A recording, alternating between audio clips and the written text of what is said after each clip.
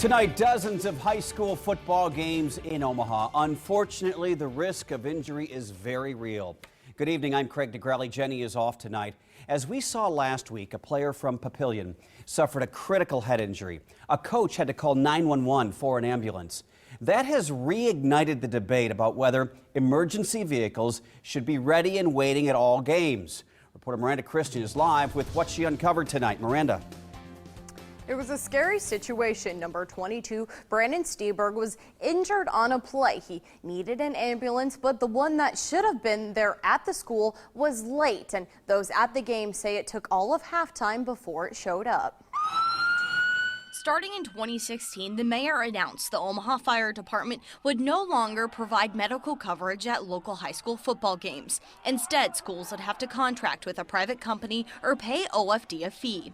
Our partners at the World Herald report that last Friday, Creighton Prep had hired Midwest Medical Transport, but the company had a scheduling conflict and there was no ambulance there when Brandon Steberg was hurt. They weren't there when they were needed despite the contractor being paid.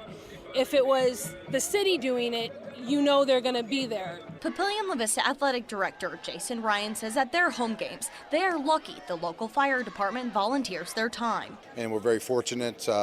They're here. They're every Friday night when we have a home game here.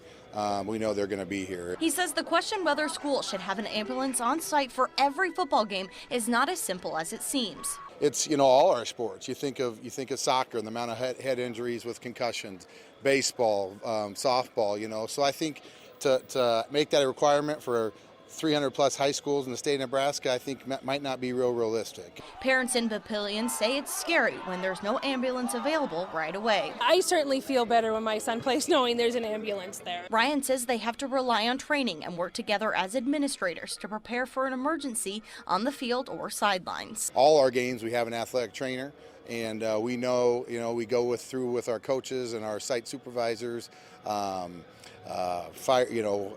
Emergency action plans, and so we're well prepared for emergencies when those things do happen.